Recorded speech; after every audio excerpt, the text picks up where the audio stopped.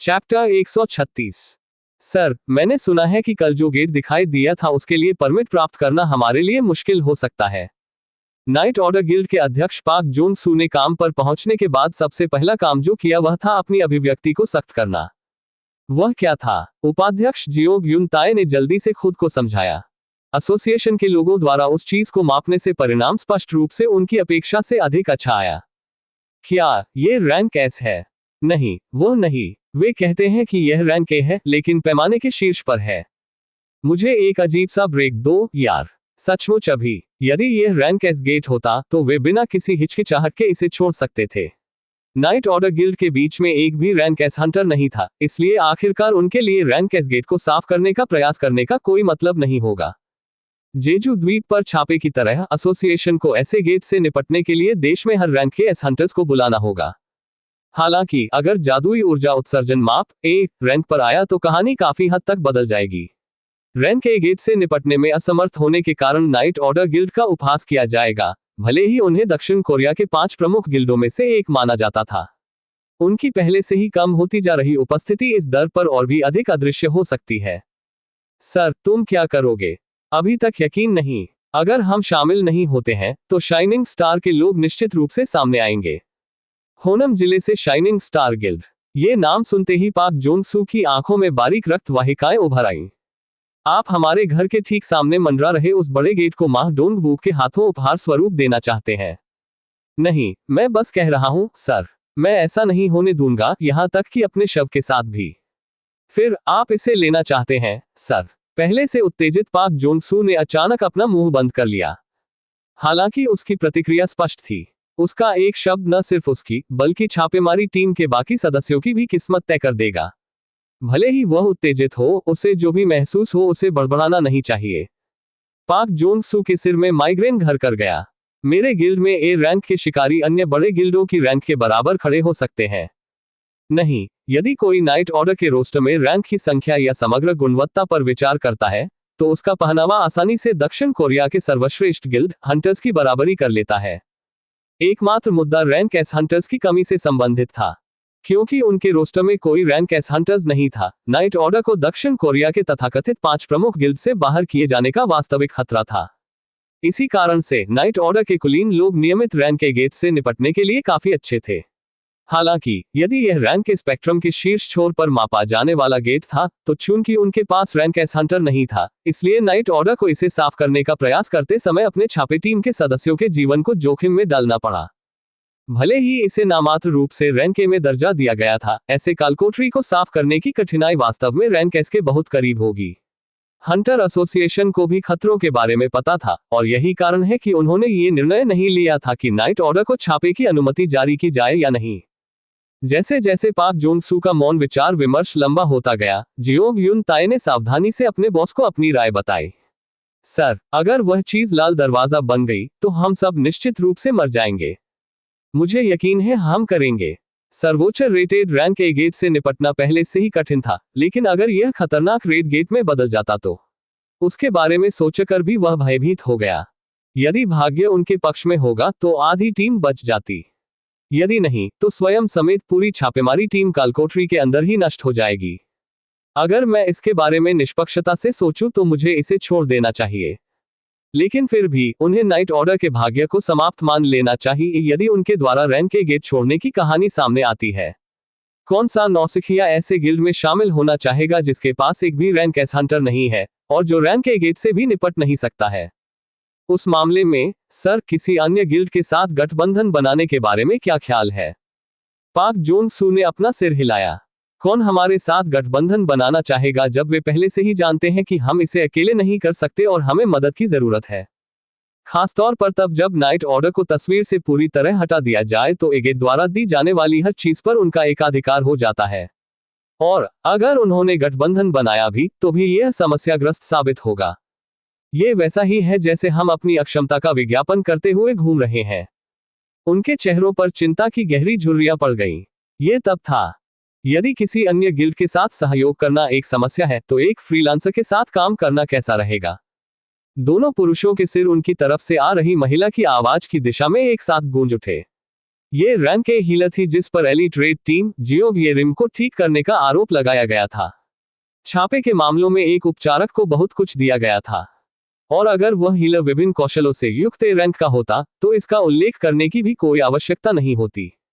हालांकि चूंकि night order guild का भाग्य यहाँ अधर में लटका हुआ था, पाक जोंग सू अपनी परेशान अभिव्यक्ति को आसानी से छिपा नहीं सका। हम सबसे कठिन रैंक के गेट के अंदर जाना चाहते हैं तो एक अकेला फ्रीलांसर कैसे मदद कर सकता है?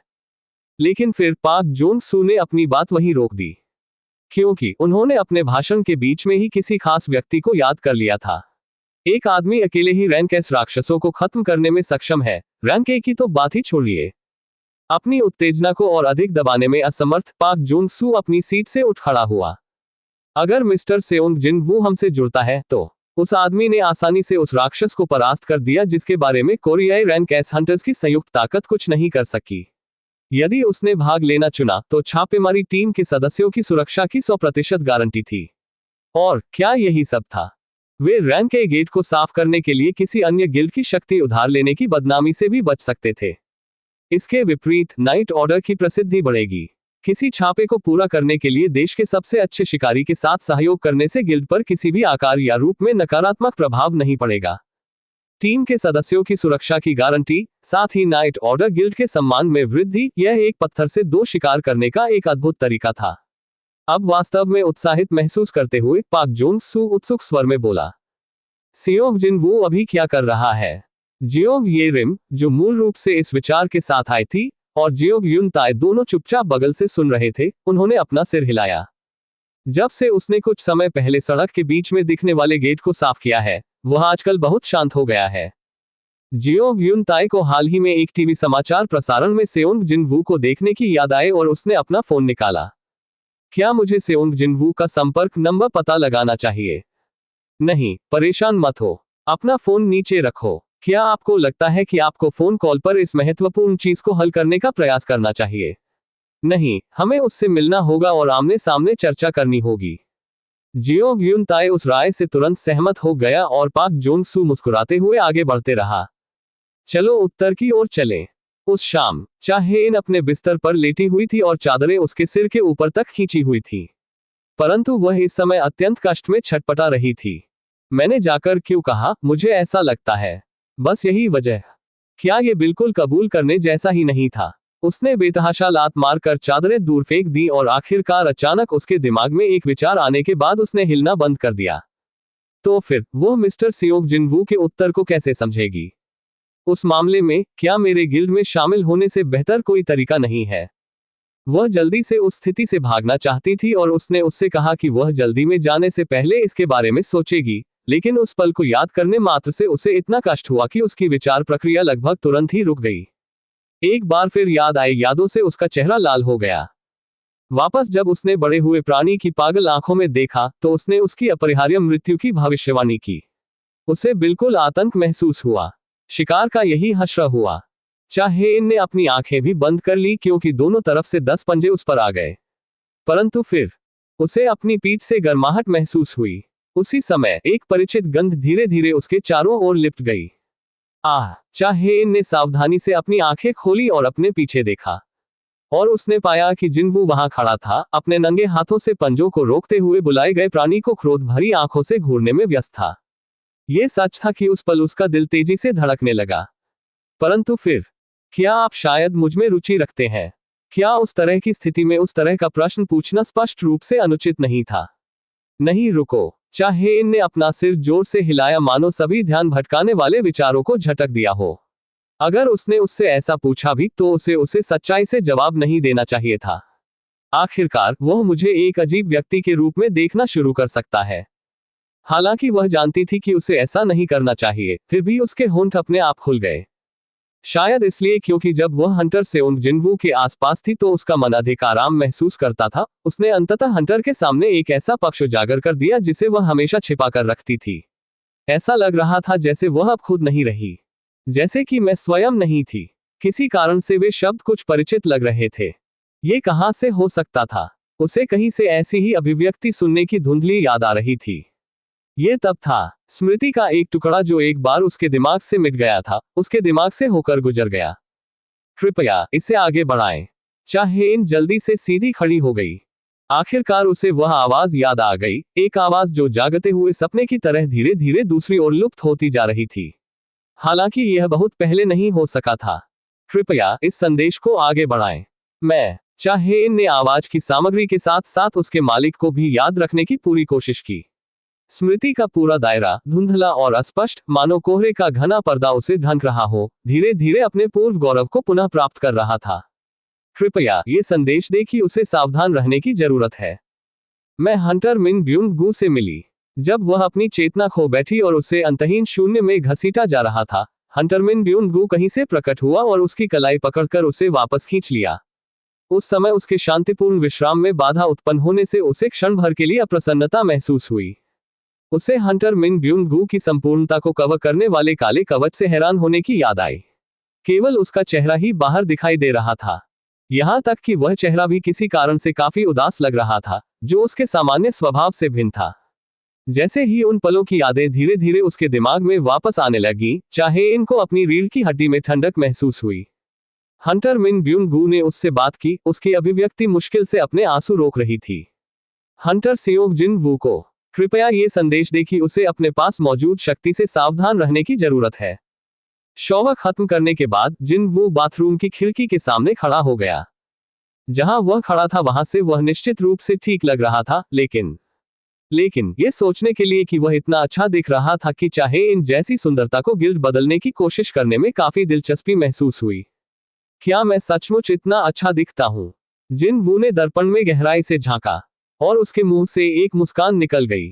वह आत्ममुग्धता में डूबने की योजना नहीं बना रहा था, भले ही किसी ने उसे ऐसा न बताया हो। उसे अपने बारे में केवल एक ही चीज पर भरोसा था और वह ये कि यह उसकी तनी हुई मांसपेशियां होंगी, जो बार बार दैनिक खोज दिनचर्या के माध्यम से उत्तरोत्तर मजबूत होती जा रही हैं। साथ ही उसकी ऊंचाई जो अचानक पहले की तुलना में बहुत अधिक बढ़ गई है, शायद सिस्टम के प्रभाव के कारण। यह इसके बारे में था, मतलब उसके पास सिर्फ उसका शरीर था और कुछ नहीं। जहां तक उसके चेहरे की बात है, खैर, उसकी सामान्य से अधिक तेज आंखों के बिना क्या यह आमतौर पर सड़कों पर देखे जाने वाले औसत आदमी के स्तर पर नहीं होगा। इसी समय उसे कुछ बात सूझी। दर्पण में देखते ही जिन वू की अभिव्यक्ति गंभीर हो गई। उसने अपना सिर थोड़ा बगल की ओर झुकाया और पहले से भी अधिक करीब से देखा। दर्पण के प्रतिबिंब का जिन वू और वास्तविकता का जिन वू बहुत देर तक एक दूसरे को देखते रहे। जिन वू की आंखों में एक अजीब सी रोशनी चमक उठी।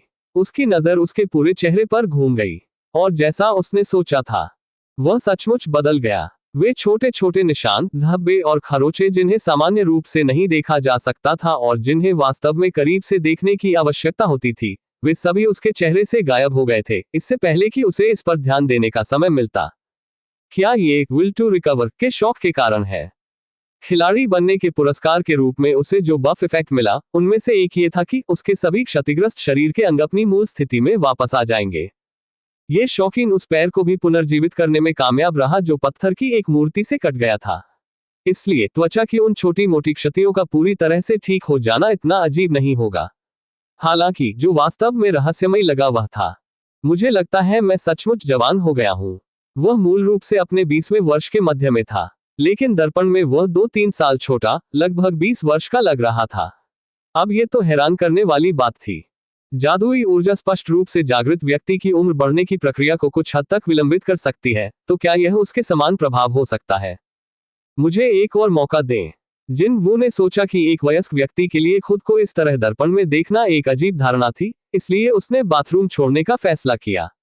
उत्कृष्ट समय के साथ उसकी छोटी बहन भी अपने शयन कक्ष से बाहर आई और भाई बहनों को बैठक कक्ष में एक संक्षिप्त पुनर्मिलन का मौका मिला। जिन वू मुस्कुराया और जिन आह को बुलाया। अरे बहन, मैं तुम्हें कैसा लग रहा हूं? आपका क्या मतलब है? जैसे एक आदमी के रूप में मेरी अपील। जिन आह ने अपनी भौहें सिकोड़ ली। और तुम्हें अपना निराधार विश्वास कहां से मिला? क्योंकि आप मेरी नजर में अब भी वही घर पर रहने वाले भाई हैं, आप जानते हैं। ठीक है, इसके लिए धन्यवाद। जिन वो मुस्कुराया और उसके गाल पर हल्के से चुटकी काट ली और उसने भी प्रतिशोध के रूप में उसकी पिंडली पर एक तेज लात मारी। निस्संदेह जो दर्द से इधर उधर उछल रहा था वह जिन आह थी। आप भूल गई कि आपका विपक्ष किस तरह का व्यक्ति था। क्या आप अपने उस दिमाग से ठीक से पढ़ाई भी कर सकती हैं? वह क्या था? जिन आह ने मुंह बनाया और उस पर अपनी आंखें सिकोड़ ली। मैं पूरे स्कूल में मॉक टेस्ट में प्रथम स्थान पर थी, मैं आपको बता दूंगी।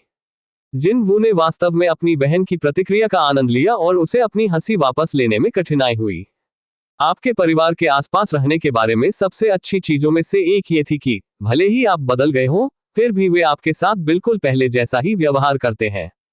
जिन वू ने अपने गीले बालों को रगड़ने के लिए तौलिए का इस्तेमाल किया और जिन आह के पास से गुजरा। कड़ी मेहनत करो, आप भी, भाई। हालांकि अपने कमरे में जाने से ठीक पहले उसे कुछ याद आया और उसने अपने पीछे देखा। ओह सही, मैं जल्द ही एक गिल्ड बनाने के बारे में सोच रहा हूँ। ओह, जिन आह की अभिव्यक्ति उज्ज्वल थी और उसकी आंखें भी शानदार ढंग से चमक रही थीं। भाई, क्या अब से आप भी चेयरमैन कहलाएंगे? अगर यह सब काम करता है। गिल्ड का नाम क्या है? मैं इसी पर आपकी राय सुनना चाहता था। ओह, यह क्या है? यह क्या है? जिन वू ने उम्मीदों से भरी आंखों से उसकी ओर देखने में व्यस्त अपनी छोटी बहन से सावधानी से पूछा।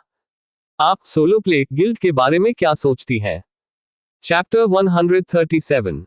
उत्तर वही लग रहा था, लेकिन इसकी बारीकियां पहले आए उत्तर से बहुत अलग थी। अगर वह अभी मजाक कर रही थी, तो इस बार वह बहुत गंभीर थी। क्या गलत है? तुम्हें लगता है यह अजीब है? भाई, आप अपने गिल्ड का ऐसा नाम क्यों रख रहे हैं? क्योंकि मुझे अकेले घूमना पसंद है। यह आपके जैसा लगता है, लेकिन फिर भी क्या आपके गिल्ड का नाम इस तरह रखना थोड़ा अजीब नहीं है? क्यों? क्या आपकी क्षमता उन काले बख्तरबंद सैनिकों को बुलाने की नहीं है? हाँ, तो यदि आप इसके बारे में तकनीकी समझ लेते हैं, तो आप अकेले नहीं लड़ रहे हैं, ठीक है?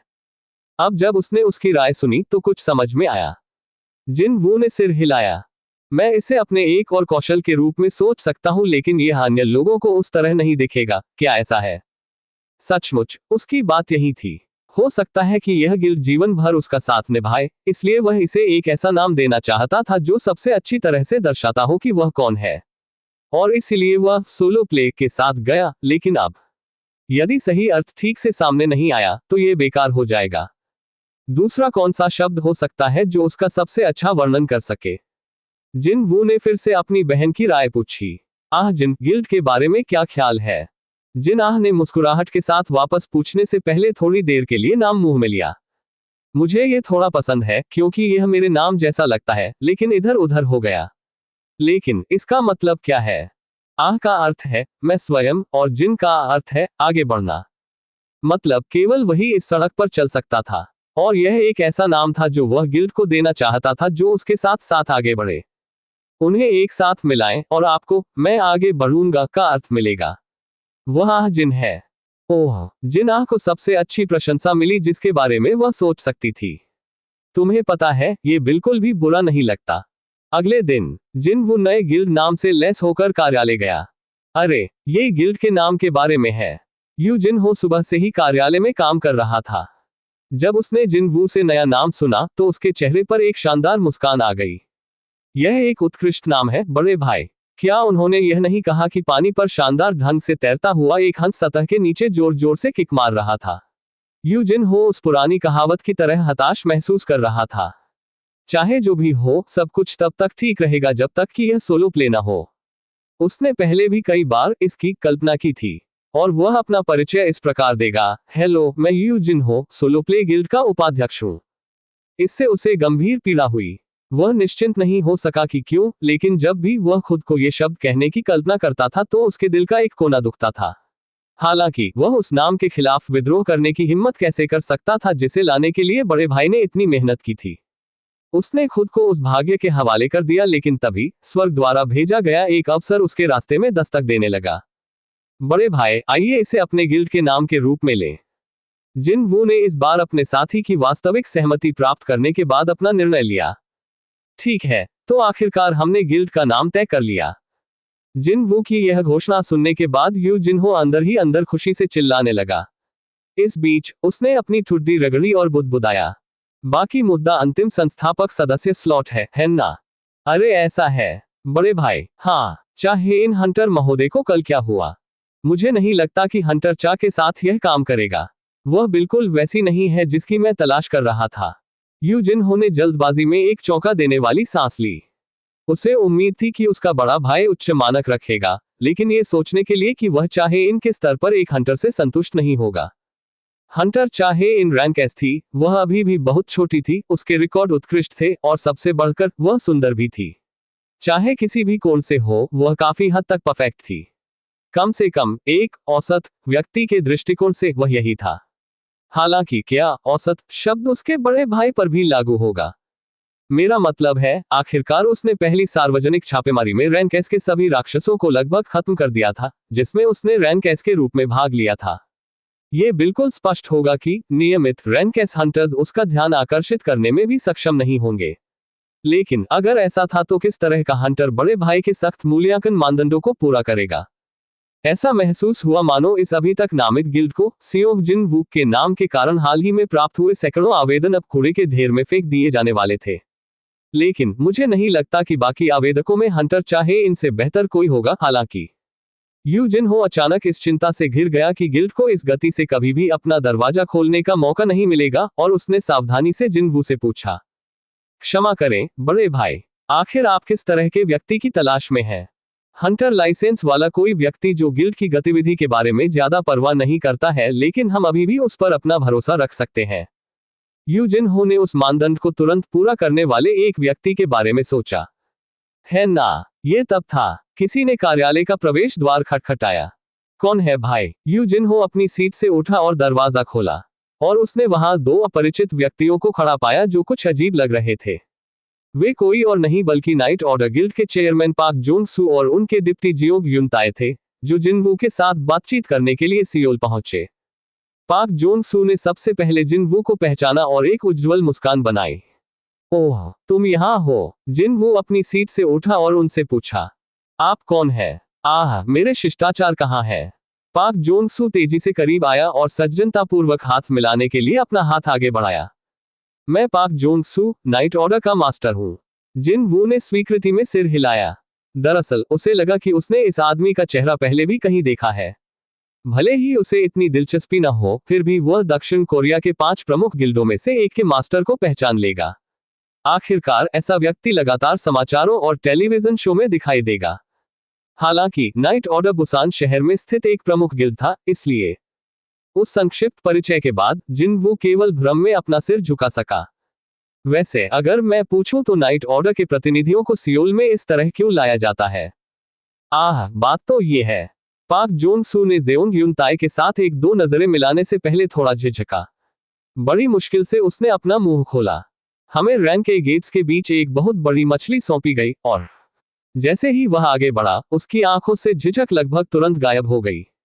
सियोंग जिनवू हंटर, आपको हमारी बात सुनकर अफसोस नहीं होगा, मैं आपको इतना विश्वास दिलाता हूं।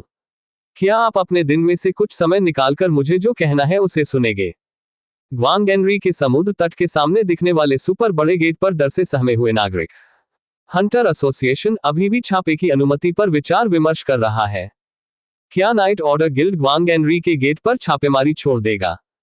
क्या जेजू द्वीप का दुष्स्वप्न दोबारा दोहराया जाएगा? पाक जोंग सू ने कई ऑनलाइन समाचार लेखों में से एक को चुना और फिर उसमें एम्बेडेड वीडियो क्लिप चलाया। अरे वह देखो, वहां पर, क्या आप इसका फिल्मांकन कर रहे हैं? वाह, ये कैसे संभव है? कोई गेट इतना बड़ा कैसे हो सकता है? वीडियो फुटेज, जो स्पष्ट रूप से एक नागरिक द्वारा लिया गया था, में बीजीएम के रूप में भीड़ की डरी हुई आवाजें शामिल थीं। लेकिन यह समझ में आने योग्य था। वीडियो में गेट निरर्थक रूप से बहुत बड़ा था। यह 10 मंजिला इमारत से भी ऊंचा था। यह विशेष गेट इतना बड़ा था कि इसने उन नागरिकों को भी भयभीत कर दिया था जो आजकल लगभग हर जगह बिना किसी चेतावनी के सामने आ रहे छोटे गेटों से काफी स्तब्ध थे। गेट का आकार और उसकी रैंकिंग हमेशा एक समान नहीं होती, लेकिन पाक जोंग सू ने वीडियो प्लेबैक समाप्त किया और आगे खुद को समझाया। अपने निरर्थक आकार के अनुरूप ये स्पष्ट रूप से भारी मात्रा में जादुई ऊर्जा को बाहर निकालने में भी व्यस्त है। इस दिलचस्प खबर से जिनवू की आंखें चमकने लगी। क्या ये रैंक एस है? हमें बताया गया है कि यह मापने में असमर्थ की श्रेणी तक नहीं पहुंचा है, लेकिन जाहिर तौर पर सीमा से नीचे है। इसे बुसान में अब तक का सबसे बड़ा गेट माना जाता है। मतलब, हालांकि यह नामात्र रूप से रैंक ए था, इसके बजाय ये रैंक एस होने के बहुत करीब था। अगर ऐसा है तो मैं काफी हद तक अनुभव बिंदुओं की उम्मीद कर सकता हूं, है ना? जिनवू का दिल चुपचाप और भी तेजी से पंप करने के लिए तैयार हो रहा था। उसके विपरीत, जैसे जैसे वह आगे बढ़ता गया, पाक जोंग सू की आवाज काफी कड़वी लग रही थी। जैसा कि आप उन सुर्खियों से देख सकते हैं, एसोसिएशन हमें छापे की अनुमति जारी नहीं करना चाहता है। क्या ऐसा इसलिए है क्योंकि यह बहुत खतरनाक होगा? जैसा कि आपने सुना होगा, हमारे गिल्ड में रैंक एस हंटर का अभाव है। हंटर एसोसिएशन के दृष्टिकोण से वे काम पूरा करने के लिए हम पर भरोसा नहीं कर सकते। पाक जोन सू ने वहां बात करना बंद कर दिया और जिन वू पर एक नजर डाली। यदि आप अभी भी शामिल होने के लिए किसी गिल्ड की तलाश कर रहे हैं तो कैसा रहेगा? इससे पहले कि पाक जोन सू को अपना वाक्य पूरा करने का मौका मिले, जिन वू ने कॉन्फ्रेंस टेबल के शीर्ष पर पड़ी एक फाइल के कवर की ओर इशारा किया। कवर के ऊपरी आधे भाग पर लिखा हुआ शीर्षक स्पष्ट रूप से देखा जा सकता है। गिल्ड के संस्थापक सदस्य पद के लिए आवेदकों की सूची। पाक जोन सू ने शर्मिंदगी से अपने सिर के पिछले हिस्से को खुजलाया और एक बार सिर हिलाया। और इसके साथ ही जिन वू को नाइट ऑर्डर गिल्ड में वापस लाने की पाक जोन सू की आशा विरुद्ध कोशिश बेकार चली गई। उस स्थिति में कहानी के सार तक पहुंचने का समय आ गया था। हमारे नाइट ऑर्डर के विशिष्ट शिकारी हंटर्स गिल्ड के लोगों की तुलना में किसी भी तरह से कमतर नहीं है। ये सिर्फ इतना है कि हमारे पास कोई एस रैंक नहीं है जो हमारी रैंक का नेतृत्व कर सके। बस इतना ही। इस बिंदु तक उन्होंने अच्छा प्रदर्शन किया था, लेकिन इस विशेष छापेमारी के दौरान कुछ भी हो सकता था। यदि चिंतित कुछ भी होता है तो उन्हें निश्चित रूप से शीर्ष क्रम के हंटर की उपस्थिति की आवश्यकता होगी। बस एक रैंक एस हंटर किसी भी स्थिति को उलटने के लिए पर्याप्त होगा। फिलहाल दूर तक किसी को ढूंढने की जरूरत नहीं थी, क्योंकि वह यहीं बैठे थे। जैसे ही कोरियाई टीम के हंटर्स पूरी तरह से विनाश का सामना कर रहे थे, ये युवक कहीं से प्रकट हुआ और अकेले ही स्थिति को पलट दिया। ऐसा ही एक आदमी उसके ठीक सामने बैठा था। इससे भी अधिक, अब वह हंटर सेओंग जिन वू को करीब से देख सकता है। भले ही वे वही शिकारी थे, इस आदमी ने दूसरों में विश्वास पैदा किया। एक ऑटोग्राफ। अगर मैं उससे पूछूं तो क्या वह मुझे एक देगा? अचानक पाक जोन सू समझ गया कि हिलजियोंग ये रिम कहां से आ रही थी, जब उसने उससे कम से कम एक ऑटोग्राफ लेने के लिए कहा, भले ही सेओंग जिन वू ने सहयोग के विचार के लिए मना कर दिया हो। क्या मेरे चेहरे पर कुछ है? अरे नहीं, बिल्कुल नहीं। पाक जोन सू मुस्कुराया और आगे बढ़ने से पहले अपना हाथ हिलाया। वास्तव में मेरा मानना है कि यदि आप हमारी आक्रमण टीम के साथ सहयोग करने का निर्णय लेते हैं तो हमें इस गेट पर छापेमारी की अनुमति मिल जाएगी। जिन वू ने अपनी बाहें मोड़ ली और अपनी कुर्सी के पीछे झुक गया। हालांकि इससे पहले कि उसका चिंतन और गहरा होता, पाक जोन सू ने जल्दी से अपनी बात आगे बढ़ा दी। बेशक, हम निश्चित रूप से यह सुनिश्चित करेंगे कि आपके साथ बुरा व्यवहार न किया जाए। उसके चेहरे पर अभी भी मुस्कुराहट बनी हुई थी। उसने तैयार अनुबंध निकाला। हम इस कालकोठरी से उत्पन्न राजस्व का 20% सौंप देंगे। वह कह रहा था कि प्रमुख गिल्डों में से एक गेट से संभावित लाभ का 2/10वां हिस्सा एक फ्रीलांसर को देने के लिए तैयार था। अब वह एक नियमित हंटर के लिए एक अकल्पनीय पेशकश थी। अब आमतौर पर एक रैंक एस हंटर कुल राजस्व का लगभग 10% ही अर्जित करेगा जब एक बड़े गिल्ड ने एक कालकोठरी पर छापा मारा। लेकिन नाइट ऑर्डर उस मानक से दोगुना ऑफर दे रहा था। जैसा कि पाक जोन सू ने कहा था, ये निश्चित रूप से कल्पना के किसी भी स्तर पर खराब व्यवहार नहीं था। दुर्भाग्य से जिन वू के विचार थोड़े अलग थे। 50-50। पाक जोन सू का हाथ क्षण भर के लिए कांप गया क्योंकि वह उस पेन को बाहर निकालने वाला था जो जिन वू को अनुबंध पर हस्ताक्षर करने में मदद करने वाला था। यदि आप मुझे फ्रीलांसर के रूप में नहीं बल्कि एक गिल्ड के रूप में मानने पर सहमत हैं तो मैं आपके साथ सहयोग करूंगा। जिन वू ने सुनिश्चित किया कि घोषणा जोर से और स्पष्ट रूप से सुनी जाए। राजस्व को आधे में बांटने के सुझाव से पाक जोन सू की आंखों में भूचाल आ गया। हालांकि उसके पास यहां जिन वू की तरह मजबूती से सामने आने का कोई साधन नहीं था। यह कहना अतिशयोक्ति नहीं होगी कि उसके नाइट ऑर्डर गिल्ड का भाग्य इस छापे पर निर्भर था। इस बीच जिन वू अंदर ही अंदर अपनी जीभ चटका रहा था। मेरा मतलब है, 20% अभी चालू नहीं है, क्या आपको ऐसा नहीं लगता? वह उस आपात स्थिति का फायदा उठाने की कोशिश नहीं कर रहा था जिसमें नाइट ऑर्डर गिल्ड खुद को पाया था। लेकिन जब सभी संभावित कोणों से गणना की गई तो लूट को विभाजित करने का सबसे समझदार अनुपात 50:50 था। भले ही वे नाइट ऑर्डर के कुलीन लोग हों, क्या वे मेरे शैडो सोल्जर्स जितने अच्छे हैं? चाहे संख्या में हो या गुणवत्ता में, वे अतुलनीय थे। इतना ही नहीं, उनके पक्ष में एक रैंक एस हंटर भी शामिल था। यदि उस सारी क्षमता के लिए प्राप्त कमीशन मात्र 20% था तो यह मुफ्त में काम करने जितना ही अच्छा था। क्या कोई कारण था कि जब दोनों पक्ष पारस्परिक लाभ के नाम पर एक सीधा सौदा कर रहे थे तो उसे वह चीज क्यों छोड़नी चाहिए जो उसके अधिकार में थी? इसके अलावा जिन वू भी अपना मूल्य कम नहीं करना चाहता था। उस मामले में 40 से 60 कैसा रहेगा? क्षमा करें, लेकिन मैं यहाँ नाइट ऑर्डर गिल्ड के साथ बातचीत करने की कोशिश नहीं कर रहा हूँ। क्या इसका मतलब यह है कि आप 50 से कम विभाजन स्वीकार नहीं करेंगे? मौखिक उत्तर के बजाय जिन वू ने अपने उत्तर के रूप में एक बार सिर हिलाया। पाक जोंग सू गहरी सोच में पड़ गया। मैंने सोचा था कि चीजें आसानी से सुलझ जाएंगी क्योंकि वह अभी भी युवा है और मिलनसार दिखता है, लेकिन अब मैं देख रहा हूं कि वह कोई धक्का देने वाला नहीं है। लेकिन यह समझ में आया, वह ऐसा व्यक्ति था जिसे दक्षिण कोरिया के रैंक एस हंटर्स की संयुक्त ताकत भी नहीं हरा सकती थी। पाक जोंग सू अपनी आक्रमण टीम में ऐसे हंटर को जोड़ने की कोशिश कर रहा था। उसे अचानक एहसास हुआ कि इस युवक की मांग उतनी अजीब नहीं होगी जितनी शुरू में लग रही थी। नहीं, ये ठीक नहीं है। पाक जोंग सू ने अपना सिर हिलाया।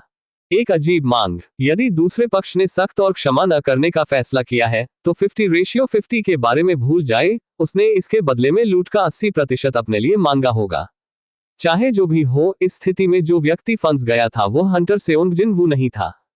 इस छापे को छोड़ने के बाद नाइट ऑर्डर को होने वाला नुकसान इतना बड़ा होगा कि ठीक से अनुमान भी नहीं लगाया जा सकता। लेकिन बदले में ये युवक क्या खोएगा?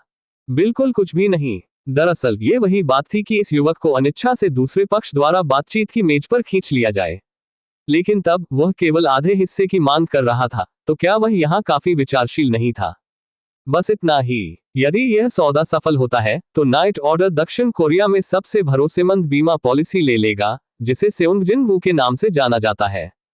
बेवजह पाक जोंग सू को याद आया कि जियोंग युन ताए ने कल उसे क्या बताया था। सर, अगर वह चीज लाल दरवाजा बन गई तो हम सब निश्चित रूप से मर जाएंगे। हालांकि क्या होगा यदि हंटर सेओंग जिन वू उनके साथ था? हजारों एस रैंक के राक्षसों का सामना करते समय इस युवक ने एक पल भी नहीं लगाया। और क्या पाक जोंग सू ने व्यक्तिगत रूप से पुष्टि नहीं की कि जीजू की सभी चीटियां कैसे समाप्त हुई? ठीक है, ऐसा ही हुआ।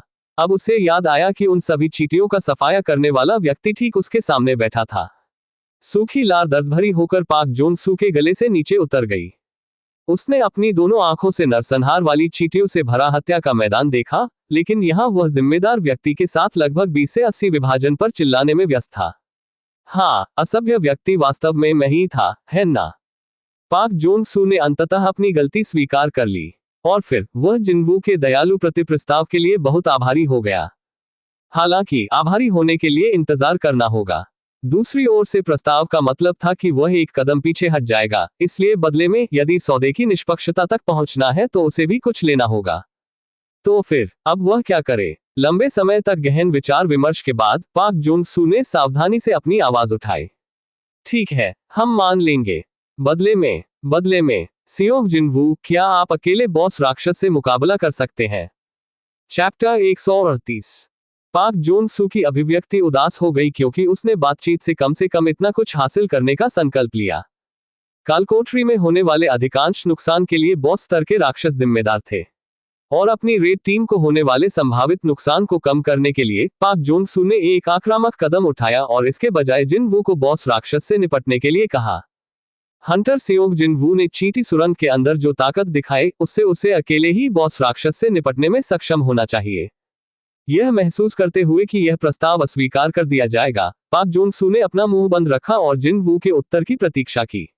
हालांकि पाक जोंग सू और समय के साथ उसके धीरे धीरे सख्त होते चेहरे के बिल्कुल विपरीत, अपने होठों से बाहर निकलने की कोशिश कर रही मुस्कुराहट को छिपाने के लिए जिन वू ने अपनी नाक के ठीक नीचे अपनी ठुड्डी को सहारा देने से पहले अपना हाथ उठाया और अपने पूरे मुंह को ढक लिया। फिर एक प्रभावशाली भौहें बनाई।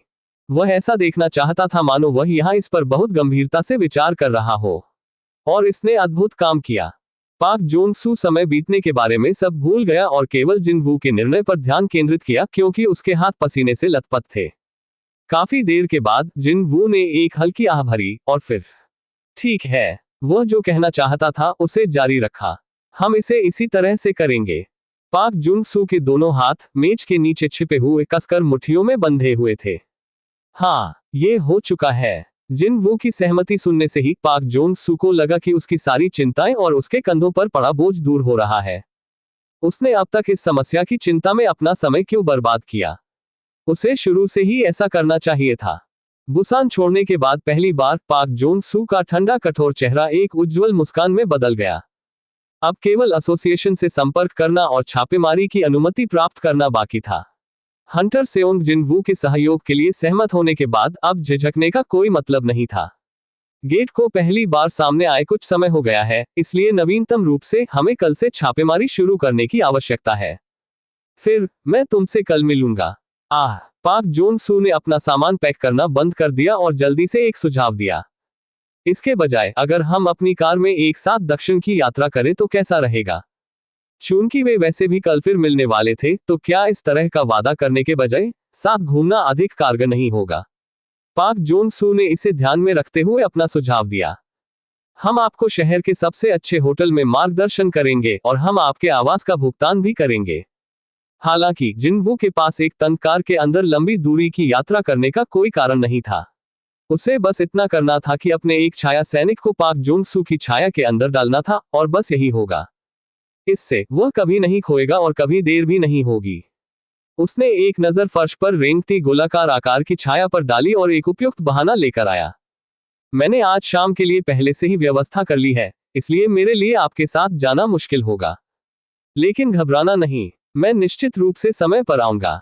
आखिरकार उसके जैसे गिल्ड के मास्टर को किसी पार्टी में देर से आने का कोई रास्ता नहीं था। यह तब था नाइट ऑर्डर के उपाध्यक्ष जियोंग यून ताए को पहले कुछ व्यक्तिगत व्यवसाय की देखभाल के लिए कॉन्फ्रेंस स्वीट को कुछ समय के लिए छोड़ना पड़ा था। वह बस वापस अंदर जाने ही वाला था, लेकिन वह रुक गया और जोर जोर से चिल्लाने लगा। सर! पाक जोन सू घबरा गया और अपने चारों ओर जंगली नजर डालने के लिए उछल पड़ा। क्या? अब क्या है? परछाई! ये बस चला गया, उस पार से इस पार तक। पाक जोन सू एक सेकंड के लिए ठिठक गया, इससे पहले कि वह सीधे खड़ा हो गया और जियोंग यून ताए को घूरकर देखने लगा। अरे यून ताए, क्या तुम अभी नशे में हो? यह महसूस करते हुए कि माहौल अचानक थोड़ा ठंडा हो गया है, जियोंग यून ताए भूल गया कि वह क्या कहना चाहता था और अपनी तर्जनी से अपनी नाक के नीचे रगड़ने लगे। मैंने कहा, क्या तुम अभी नशे में हो? ओह, मैंने मोटरवे सर्विस स्टेशन में एपेटाइजर के रूप में कुछ बियर पी थी। क्या मैंने यह नहीं कहा कि जब हम आधिकारिक कामकाज करने की कोशिश कर रहे हो तो आपको अधिक सावधान रहना होगा? मुझे क्षमा करें, सर। जियोंग यून ताए ने जिनवू को भी प्रणाम करने से पहले पाक जोन सू को प्रणाम किया। मुझे क्षमा करें, हंटर महोदय। पाक जोन सू जियोंग यून ताए के सिर के पिछले हिस्से को और नीचे धकेलने के लिए आगे बढ़ा और खुद भी झुक गया।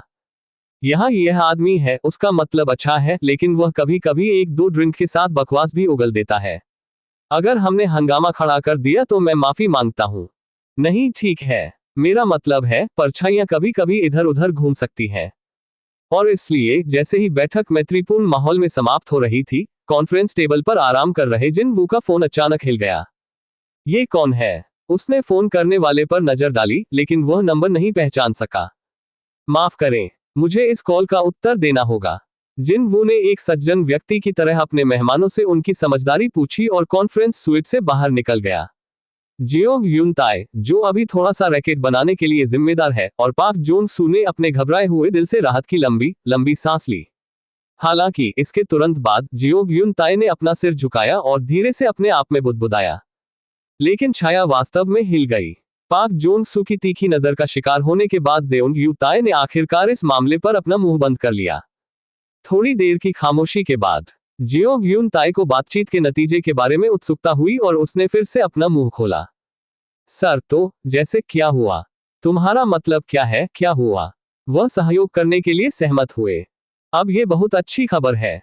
जियोंग यून ताए का पहले से तनावग्रस्त चेहरा तुरंत चमक उठा। उसके चेहरे पर अब भी चौड़ी मुस्कान बनी हुई थी। उसने कुछ और पूछा। वैसे क्या आपने उससे हमारे गिल्ड में शामिल होने के बारे में पूछा? उसे बात भी मत उठाओ। वह मुझे ये दिखाते हुए कहता है कि वह अपने लिए एक गिल्ड बना रहा है। ठीक वैसे ही जैसे जिनवू ने पहले किया था। पाक जोन सू ने फाइल गिल्ड संस्थापक सदस्य स्थान के लिए आवेदकों की सूची उठाए और अपने साथी को दिखाई। जियोंग यून ताए ने खुद को झुंझलाया। कोरिया में गिल्ड की स्थिति अब तक कमोबेश स्थिर हो गई है, तो इस स्तर पर एक गिल्ड बनाकर उसका गिल्ड कितना बड़ा हो जाएगा। अगर वह हमारे साथ जुड़ जाता है तो उसके साथ एक राजा की तरह व्यवहार किया जाएगा। फिर भी वह यहाँ बिना कुछ लिए इतना दर्द सहने को तैयार है। हाँ, ये कितनी शर्म की बात है। पाक जोन सू ने अवसर गंवाने के अफसोस में अपने होंठ चाटे और फाइल को उसकी मूल स्थिति में वापस रखने की कोशिश की, लेकिन तभी एक आवेदन पत्र वहां से फिसल गया। वह चौंक गया और उसने तुरंत उसे वापस उठा लिया ताकि उसकी अभिव्यक्ति वहीं स्थिर हो जाए। आवेदन पत्र के साथ एक परिचित सी दिखने वाली महिला की तस्वीर संलग्न थी। यहां तक कि जियोंग यून ताई की अभिव्यक्ति भी ठिठक गई। क्या क्या ये वह नहीं है? जियोंग यून ताई को इस पर विश्वास नहीं हुआ, भले ही उसने इसे अपनी दोनों आंखों से देखा हो। पाक जोंग सू ने पुष्टि के रूप में अपना सिर हिलाया। ओह, आप सही कह रहे हैं, वह हंटर्स गिल्ड की उपाध्यक्ष है। जियोंग यून ताई ने पाक जोंग सू के मूड को चुपचाप जांचने से पहले कुछ देर तक चुपचाप चाहे इनकी तस्वीर को देखा।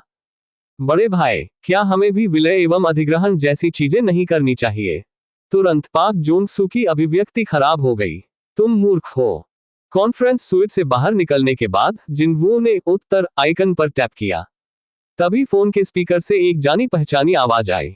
बेटा, यह पुष्टि करने के बाद कि यह कौन था, जिनवू को काफी राहत महसूस हुई, लेकिन साथ ही थोड़ा दुख भी महसूस हुआ। माँ, क्या आपने नया फोन खरीदा? मैं तुम्हारी आवाज सुनना चाहती थी, इसलिए मैंने अचानक इस तरह बुलाया। मुझे आशा है कि जब तुम कुछ महत्वपूर्ण कार्य कर रहे थे तो मैंने तुम्हें बीच में नहीं रोका होगा। जिनवू ने नाइट ऑर्डर गिल्ड के 2 लोगों के साथ कॉन्फ्रेंस स्वीट पर नजर डाली और थोड़ा मुस्कुराया। नहीं, ये ठीक है माँ, कि एक राहत की बात है। वैसे मुझे नहीं पता कि मैंने सही फोन खरीदा है या नहीं। मैं इस तरह की चीजों की आदी नहीं हूँ। क्या आप दुकान पर अकेले गई थी? आप जिनाह को अपने साथ क्यों नहीं ले गई? वह अपनी पढ़ाई में व्यस्त है, इसलिए मुझे उसे परेशान नहीं करना चाहिए। अच्छा होता अगर माँ कभी कभार अपने बच्चों के बजाय अपने बारे में सोचती। जिनवू ने अपनी माँ के साथ कॉल समाप्त की और धीरे से आह भरी। हालांकि जब उसे पता चला कि कॉल उसकी माँ का था तो उसे थोड़ी निराशा क्यों हुई। मैं किसका इंतजार कर रहा था? जिनवू ने खुद पर मुस्कुराया और अपना सिर ऊपर उठाने से पहले फोन को जेब में रख लिया। उसकी आंखों में नया जोश चमक रहा था। वह कल फिर से कालकोठरी की हवा में सांस लेने वाला था। नाइट ऑर्डर के अच्छे लोगों का इस तरह उससे मिलने आने के लिए धन्यवाद। एक रैंक ए गेट जो रैंक एस होने के करीब है ना? ऐसा महसूस हुआ मानो वह ढीला नहीं पड़ा है और काफी देर में पूरी तरह से बाहर चला गया है। क्या जेजू द्वीप पर छापेमारी खत्म हुए अभी 1 सप्ताह नहीं हुआ था? उस रैंक बी गेट में प्रवेश करने के अलावा उसने हाल ही में उल्लेख करने योग्य कुछ भी नहीं किया था। काफी देर तक कुछ खास न होने के बाद उसका दिल फिर से धड़कने लगा और जिनवू ने कल की छापेमारी के लिए खुद को उत्साहित किया। नाइट ऑर्डर की फसल की मलाई एक जगह इकट्ठी हो गई थी। वे सभी अभी प्रत्याशा और उत्साह से उत्साहित थे। हालांकि इसकी मदद नहीं की जा सकी। इस छापेमारी में जाकर शायद उन्हें अपनी जान से बहुत बड़ा जुआ खेलना पड़ा होगा। और यदि ये लाल द्वार में बदल जाता तो पूर्ण विनाश से बचना असंभव होता। लेकिन फिर हंटर सेओंग जिनवू इस तरह की छापेमारी में उनके साथ शामिल होने के लिए सहमत हो गया। इस विचार के साथ आने वाली जियोंग येरिम जब पहली बार सेओंग जिनवू की भागीदारी की खबर सुनी तो खुशी से रो पड़ी। अन्य शिकारी भी यह जानकर अपने अपने तरीके से खुश हुए कि उनके नीचे एक शक्तिशाली सुरक्षा जाल डाला जाने वाला था। उनमें से केवल एक ही व्यक्ति था जो इस समय अत्यधिक घबराहट महसूस कर रहा था, और वह नाइट ऑर्डर गिल्ड का मास्टर पाक जोंग सू होगा। वह स्थिर नहीं रह सका और जिनवू के आने का इंतजार करते हुए घबराहट में ऊपर नीचे चल रहा था। ओह, मुझे उसे कल ही अपने साथ ले आना चाहिए था। पाक जोंग सू ने अपनी घड़ी के माध्यम से समय की पुष्टि की। सुबह के 11 बजने में 5 मिनट थे। उनके शेड्यूल के मुताबिक छापेमारी 5 मिनट में शुरू होनी थी। यह थोड़ा आश्चर्य की बात थी कि वह चिंता से घुट रहा था, क्योंकि वादा किया गया व्यक्ति अभी तक नहीं आया था। उसके बिना ये छापेमारी चल ही नहीं सकती थी। जैसे ही नाइट ऑर्डर ने उन्हें हंटर सेओंग जिनवू की भागीदारी के बारे में बताया, हंटर एसोसिएशन ने तुरंत छापेमारी की अनुमति जारी कर दी। ऐसा लग रहा था मानो वे इस मौके का हमेशा से इंतजार कर रहे थे।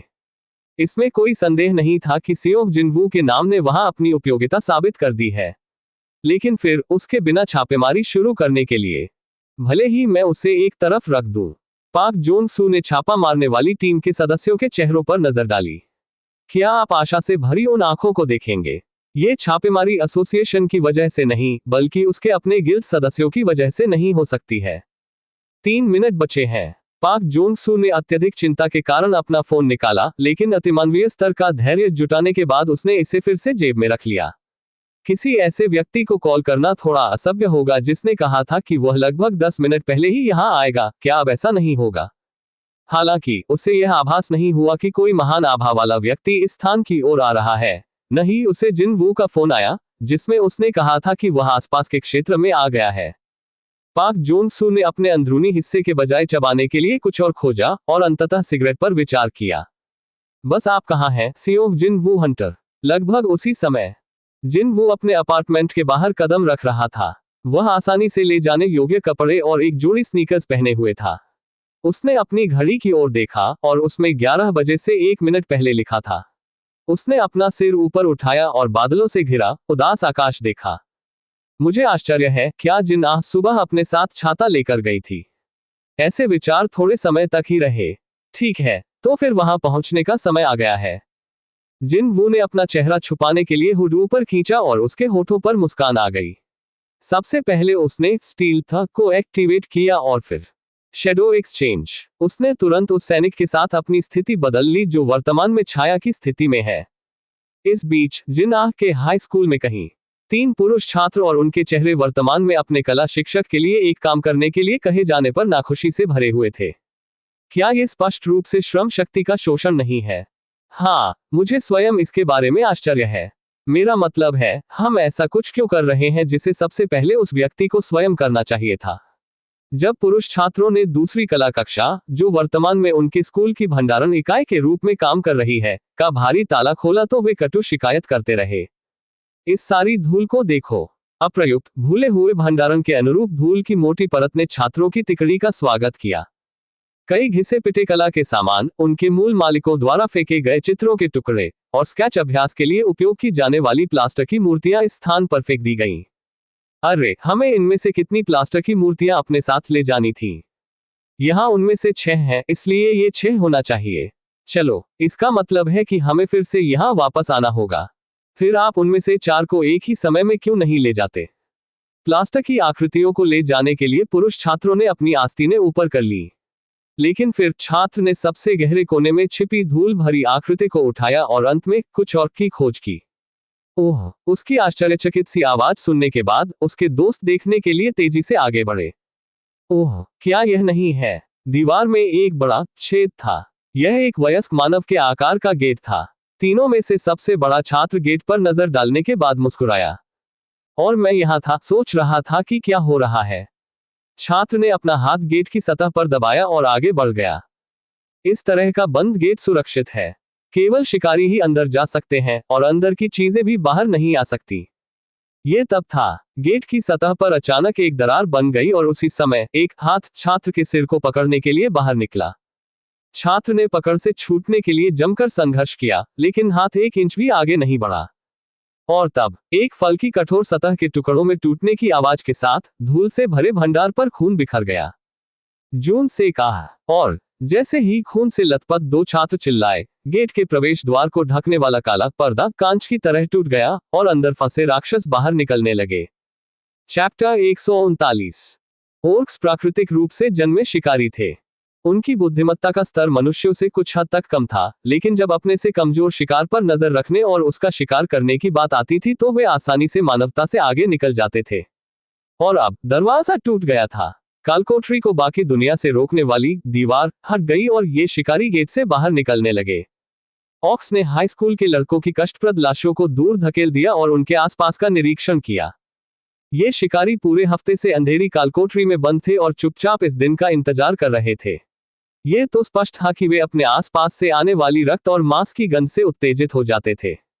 हालांकि ये समूह केवल उन्नत स्काउट्स था। भले ही उनका खून खौल रहा हो, उन्हें अपनी इच्छानुसार कार्य नहीं करना चाहिए था।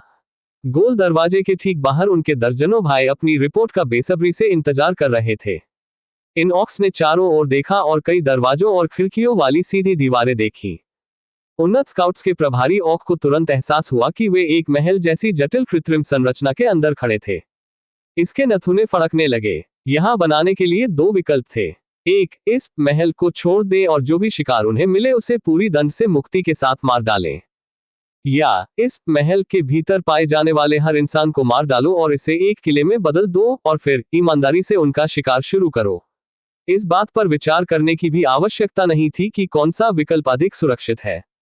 नेता ऑक ने इसके अधीनस्थ को आदेश दिया, हमारे भाइयों को बुलाओ। और फिर उसने ऊपर छत की ओर देखने के लिए अपना सिर उठाया। राक्षस के कान हिल गए और ऊपरी मंजिलों से नीचे आ रही आवाजों को पकड़ लिया।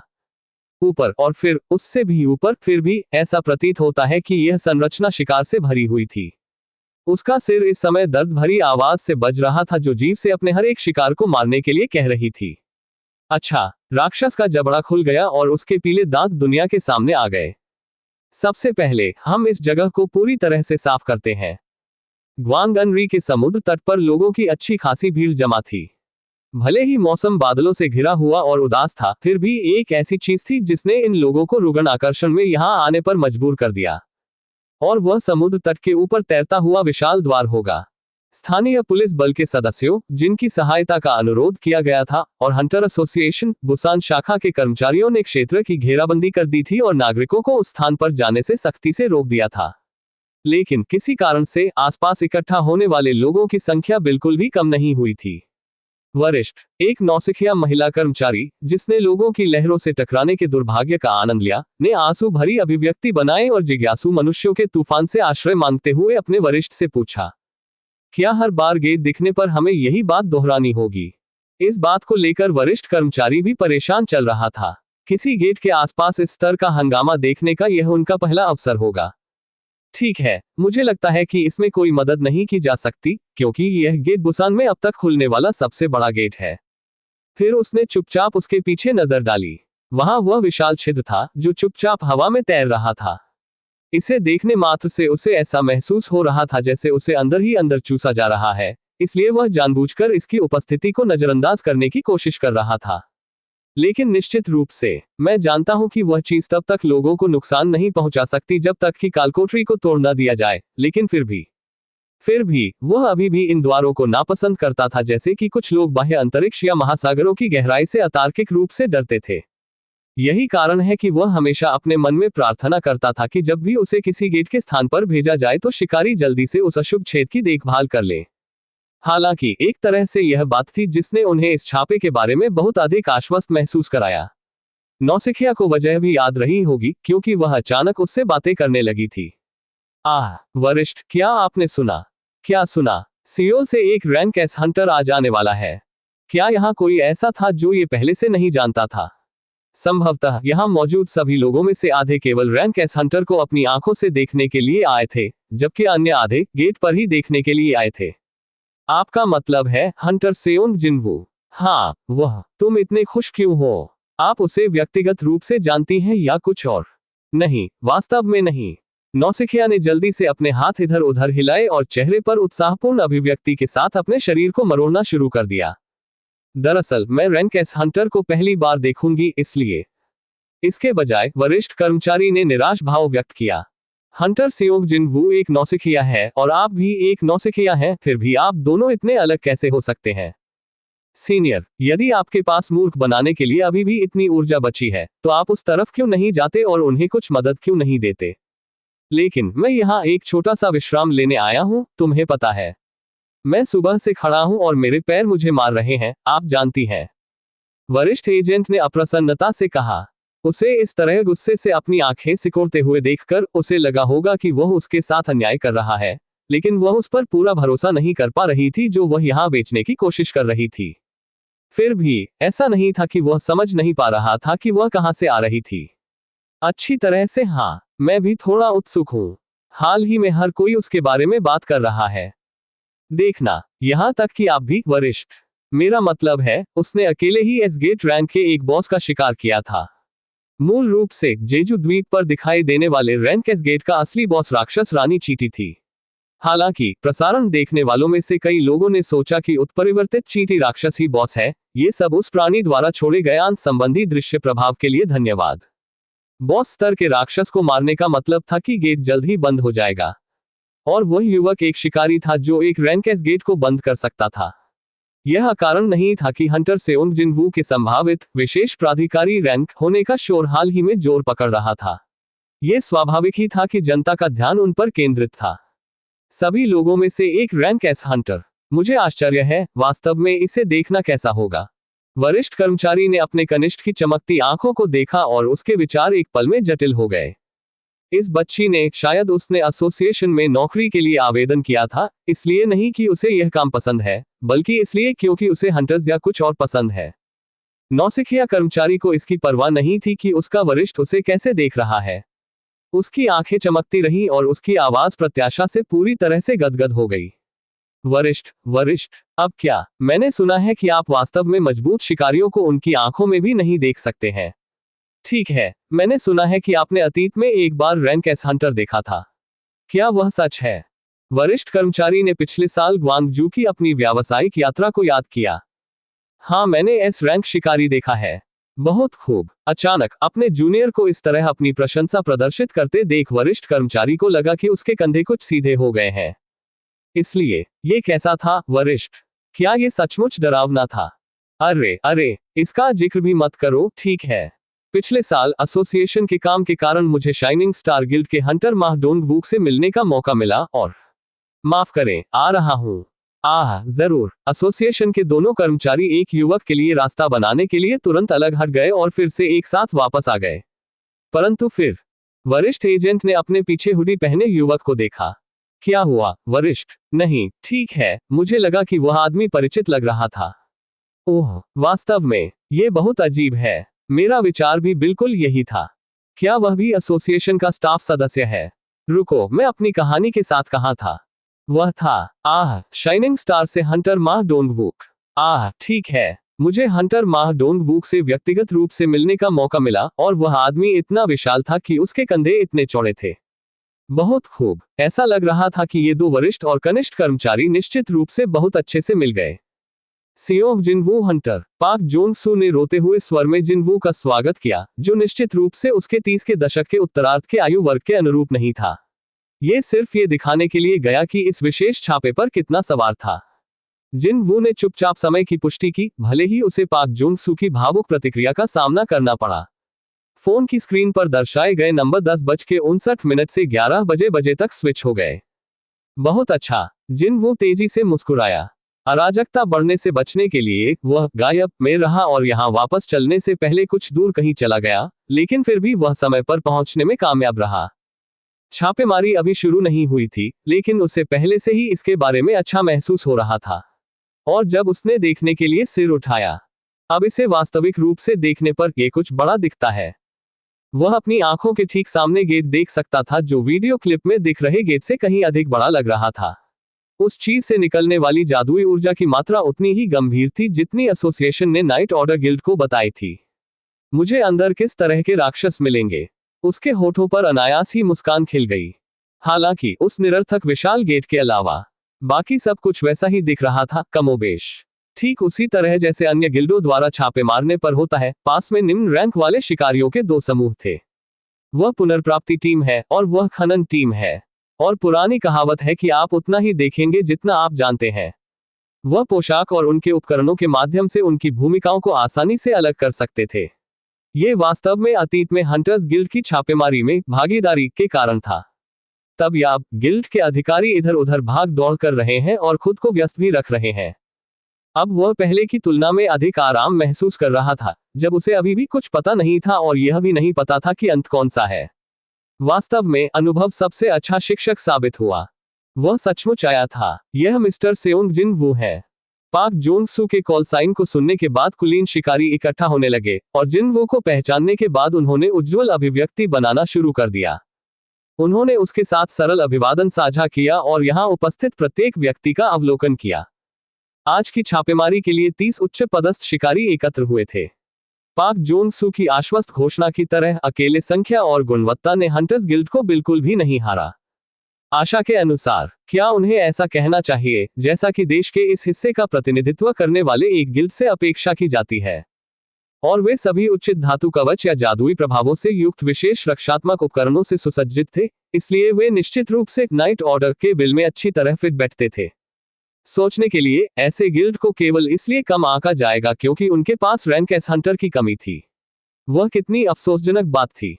जिन वू को अब पाक जोंग सू की मानसिकता के बारे में थोड़ा बहुत समझ आ रहा था, जिसने अचानक उससे पूछा कि क्या वह नाइट ऑर्डर में शामिल होने में रुचि रखता है। जब वह सोच रहा था तो शिकारियों को उसके चारों ओर इकट्ठा होने में देर नहीं लगी। माफ करें, ये देखने की होड़ में शामिल होने से पहले कि कौन पहले बात शुरू कर सकता है, उन्होंने एक दूसरे पर नजर डाली। हंटर महोदय, जेजू द्वीप पर छापा सचमुच अद्भुत था। आप उन काले सैनिकों को कैसे बुलाते हैं? एक सेकंड रुकें, क्या वे भी सम्मन है? क्या आप आज की छापेमारी का नेतृत्व करेंगे, मिस्टर सियोंग जिनवू? जिस तरह जिनवू इन सभी सवालों के सामने आने से उत्तरोत्तर हारा हुआ महसूस कर रहा था। रुको, क्या तुम बस रुक जाओगे? जिनवू को पहले स्थान पर लाने के विचार के साथ आने के लिए जिम्मेदार हीले जियोंग हे रिम ने अन्य शिकारियों को एक तरफ धकेल दिया और आगे बढ़ गई। आप सियोंग हंटर महोदय को इस हद तक परेशान करने की कोशिश क्यों कर रहे हैं? आप भी कुछ देहाती बेवकूफ नहीं हैं, तो क्यों? अपने मनमौजी सहकर्मियों को घूरने वाली उसकी आंखें ब्लेड की जोड़ी की तरह तेज थी। एक उच्च श्रेणी का उपचारकर्ता एक तरह से अपनी मां के तुलनीय था, क्योंकि वह छापेमारी टीम की समग्र भलाई के लिए जिम्मेदार थी। टीम के सदस्यों को अपना असंतोष निगलना पड़ा और अपना मुंह बंद रखना पड़ा, मानो उन्हें उनकी मां ने डांटा हो।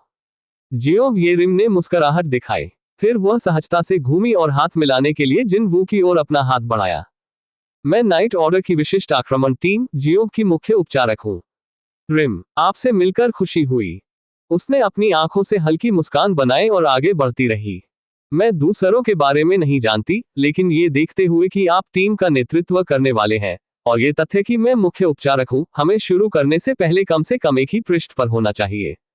जिनवू ने उसकी छिपी हुई मंशा से भरी आंखों से मिलने से परहेज किया और इसके बजाय पाक जोंग सू की ओर देखा। आपने उन्हें पहले ही नहीं समझाया। अरे ऐसा है। पाक जोंग सू ने अपने सिर के पिछले हिस्से को खुजाया जैसे कि वह किसी बात को लेकर शर्मिंदा हो। आप देखिए, मेरा शेड्यूल बहुत व्यस्त था। मैं सभी औपचारिकताओं को पूरा करने और इन लोगों को यहां बुलाने में इतना व्यस्त था कि मैं इसके बारे में भूल गया। इसके बारे में खेद है। वह संकोचपूर्वक मुस्कुराया और शिकारियों पर अपनी निगाहें घुमाई। खैर, यह निश्चित रूप से अच्छा था कि उसे खुद को बार बार दोहराना नहीं पड़ा। आक्रमण टीम के सदस्य पहले से ही एक स्थान पर इकट्ठे हो गए थे। मैं, पाक जोंग सू, आज की छापेमारी का नेतृत्व करूंगा। पाक जोंग सू द्वारा खुद को इस छापेमारी का नेता घोषित करने के बाद टीम के सदस्य आपस में बड़बड़ाने लगे। अध्यक्ष महोदय, क्या आप फिर से हैं? लेकिन हमारे यहाँ हंटर सियोंग जिनवू है, तो क्यों? क्या ऐसा करना भी ठीक है? पाक जोंग सू रैंक के शीर्ष पर एक टैंकर था, इसलिए उसे एक टीम का नेतृत्व करना निश्चित रूप से कोई अजीब घटना नहीं थी। उन समयों को छोड़कर जब वह अपनी स्थिति आदर्श से कम होने के कारण भाग नहीं ले सका, अधिकांश छापे पाक जोंग सू के नेतृत्व में हुए। हालांकि क्या अब उनकी टीम में रैंक एस हंटर नहीं है? सबसे मजबूत शिकारी मोर्चा संभाल रहा था। कालकोठरी पर छापा मारने में यह आमतौर पर स्वीकृत नियमों में से एक था। पाक जोंग सू ने तुरंत अपने भ्रमित साथियों के लिए स्पष्टीकरण पेश किया। सियोंग जिनवू हंटर महोदय हमारे पीछे की सुरक्षा की भूमिका निभाएंगे और छापे के दौरान हमारी सुरक्षा सुनिश्चित करेंगे। हमला करने वाली टीम को पीछे से देखें और टीम के सदस्यों की सुरक्षा का ख्याल रखें। यह पाक जोंग सू की मांग थी। यह बेशक टीम की सुरक्षा के लिए था, लेकिन साथ ही गिल्ड के सम्मान की खातिर भी था। यह सच था कि उच्च शारीरिक युद्ध क्षमताओं वाले शिकारी टीम के सामने खड़े थे। संरचना का पिछला हिस्सा आमतौर पर शिकारियों द्वारा लिया जाता था, जो कि मैच प्रकार, हील या समर्थन प्रकार जैसे घात से निपटने के लिए पूरी तरह से सुसज्जित नहीं थे। नाइट ऑर्डर को हाल ही में अपने रोस्टर में नए लोगों को भर्ती करने में कठिनाई हो रही थी, इसलिए इन हंटर्स का जीवित रहना गिल्ड के भाग्य के लिए आवश्यक था। और हंटर सियोंग जिनवू को वहां रखकर हमला करने वाली टीम अपने पिछले हिस्से पर हमले की चिंता किए बिना कालकोठरी पर तेजी से छापा मार सकती है। नहीं, रुको, यदि शत्रु पीछे से आते हैं तो अब ये जश्न का कारण होगा। आखिर यह आदमी कौन था जो उनके लिए वहां खड़ा था? यह कोई और नहीं बल्कि सियोंग जिनवू था, जिसने एक बार भी पलक झपकाए बिना हजारों रैंक एस राक्षसों को जबरन तोड़ दिया। यदि दुश्मन हर समय टीम के पीछे दिखाई देते रहते हैं तो ठीक है, वे इस छापे को जल्दी समाप्त करने और घर जाने का लक्ष्य भी रख सकते हैं। वह पाक जोंग सू का पहला कारण था, और इससे भी अधिक महत्वपूर्ण दूसरा कारण था। पाक जोंग सू ने पुलिस लाइन के ठीक बाहर एकत्र पत्रकारों की भीड़ को देखा और कुछ प्रयास से अपनी सूखी लार निगल ली। वह इस बात का सबूत था कि इस छापेमारी में बहुत से लोगों की दिलचस्पी थी। यदि वह यहां सावधान नहीं होता तो वे सभी लोग ये सोच सकते थे कि नाइट ऑर्डर गिल्ड हंटर सियोंग जिनवू पर हमला कर रहा था। ठीक है, ये सच हो सकता है, लेकिन चाहे जो भी मामला हो, वह दूसरों को स्थिति को इस तरह से देखने की अनुमति नहीं दे सकता था। नाइट ऑर्डर के लिए इस छापे का असली उद्देश्य दुनिया को यह बताना था कि गिल्ड अभी भी मजबूत हो रहा था, कि यह अभी भी अपने चरम पर था। यही कारण है कि पाक जोंग सू ने जिनवू से सख्त विनती की। और ये नतीजा था। मैंने पहले ही सेओंग हंटर महोदय के साथ इस मामले पर चर्चा की है और इस तरह से छापेमारी करने पर सहमति व्यक्त की है, इसलिए यदि आपको कोई शिकायत है तो इसे तब तक बचा कर रखें जब तक हम छापेमारी पूरी नहीं कर लेते। पाक जोन सू को आखिरकार टीम के बाकी सदस्यों को बातचीत का नतीजा बताना पड़ा। हालांकि तब ऐसा हुआ था। रुको, मुझे वास्तव में यहाँ कुछ नहीं मिला, इसलिए मुझे पूछना होगा। एक रैंक के शिकारी अचानक आगे बढ़ गया। वह एक नौसिखिया था जो लंबे समय से नाइट ऑर्डर गिल्ड के लिए काम नहीं कर रहा था। कब से हम इतने कमजोर शिकारी हो गए कि हमें किसी और से सुरक्षा की जरूरत है?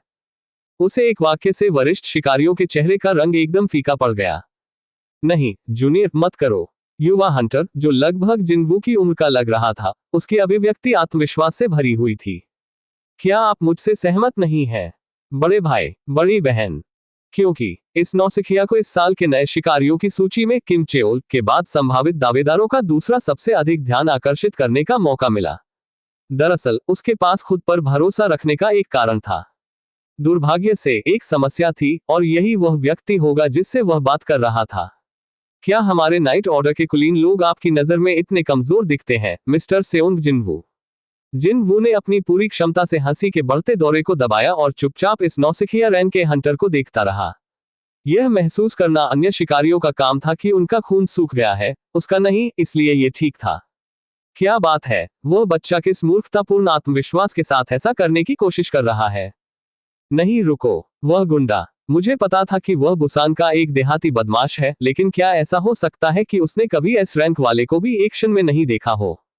कोई है, कृपया उस आदमी को रोकें।